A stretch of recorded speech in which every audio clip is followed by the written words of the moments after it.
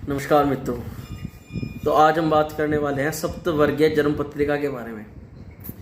ज़्यादातर लोगों को पता है कि जन्म पत्रिका का निर्माण होता है। जन्म पत्रिका से भविष्य, भूत, भविष्य, वर्तमान के बारे में विश्लेषण किया जाता है। ये प्रश्न आता है कि सप्तवर्गीय जन्म पत्रिका क्या होती है। दरअसल सप्तवर्गीय या वर्गीय जन्म पत्रिका एक प्रकार से वर्ग कुंडलियों का एक सम्मिलित मिश्रण कह दो, या एक जगह पर अलग अलग प्रकार की वर्ग कुंडलियों का समावेशित कर देना, उसको वर्ग कुंडलियां या सप्तवर्गीय जन्म पत्रिका कहते हैं। सप्तवर्गीय जन्म पत्रिका के अंदर केवल 7 वर्गीय जन्म पत्रिका होती हैं और वर्गीय कुंडलियां में बहुत सारी वर्ग कुंडलियां होती हैं। इन वर्ग कुंडलियों की क्या आवश्यकता होती है? दरअसल वर्ग कुंडली किसी एक चीज को रिप्रेजेंट करती है। जैसे कि अब मैं आपको सप्तवर्गीय जन्म पत्रिका के बारे में बताता हूं और आपको दर्शाता हूं। ये सप्तवर्गीय जन्म पत्रिका है। इस जन्म पत्रिका के सप्तवर्गीय होने का क्या कारण है? क्योंकि इसके अंदर 7 प्रकार की वर्ग कुंडलियां हैं। वर्ग कुंडलियां यहाँ से प्रारंभ होती हैं। नंबर 1 ये हमारी वर्ग कुंडली है, इसका नाम है चलित भाव चक्रम। चलित भाव चक्रम के द्वारा लग्न की शरीर की स्थिति का पता लगता है। इसके अलावा ये हमारे पे दूसरा चक्र आता है, ये रहा होरा चक्रमिदम। दूसरे नंबर पर ये जो चक्र आता है ये होरा चक्रमिदम है, इसका नाम है होरा। होरा के द्वारा हम पता करते हैं अपने या जातक की धन संपत्ति, धन वैभव के बारे में। इस जन्म पत्री को देख करके केवल और केवल उसके धन वैभव, सुख समृद्धि, उसके पास कितना पैसा होगा, कितना नहीं होगा, इसका विश्लेषण किया जाता है। तीसरे नंबर पर जन्म पत्रिका आती है, वर्ग कुंडली आती है द्रेशकाण चक्रमिदम।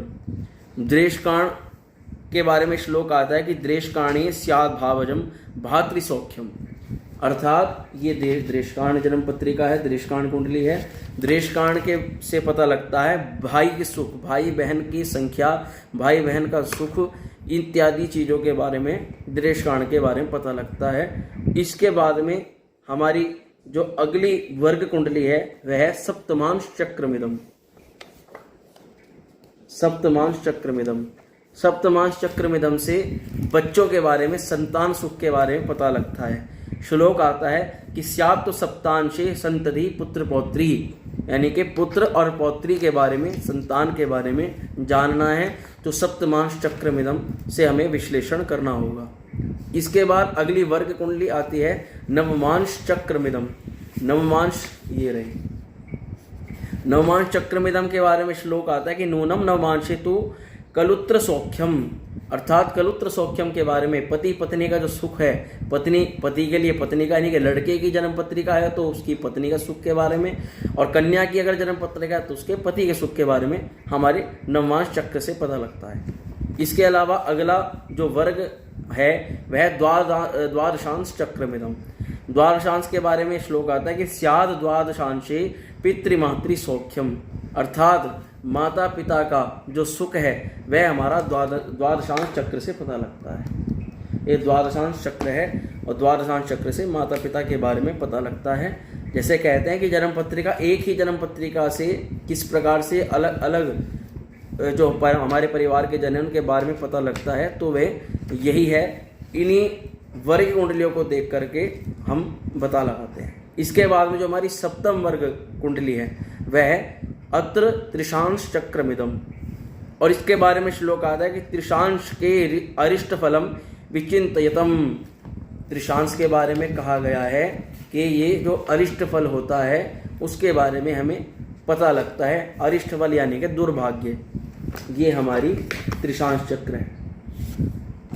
यानी कि कौन कौन सी ऐसी वस्तुएं हैं जीवन के अंदर जो दुर्भाग्यपूर्ण हैं, जो जीवन में हमें दुर्भाग्य से, यानी कि कोई चीज़ वस्तु जीवन में प्राप्त होती है जो सौभाग्य से प्राप्त होती है, और जो उसको सुख देने वाली वस्तु कहते हैं, और जो चीज़ हमें दुर्भाग्य से प्राप्त होती है उसको दुख देने वाली वस्तु कहते हैं। तो इसलिए त्रिशांश चक्र से ऐसी कौन सी वस्तु है जो हमें दुख देंगी, उनके बारे में हमें पता लगता है। आशा करता हूँ कि सप्तवर्गीय जन्म पत्रिका के बारे में आपको पता लगा होगा। इसको बनाने में भी काफ़ी मेहनत करनी पड़ती है। हस्त द्वारा, हाथ द्वारा गणित करके इसका निर्माण किया जाता है और इससे भी बड़ी वर्ग कुंडलियाँ होती हैं, इसमें और ज़्यादा वर्ग चार्ट्स होते हैं।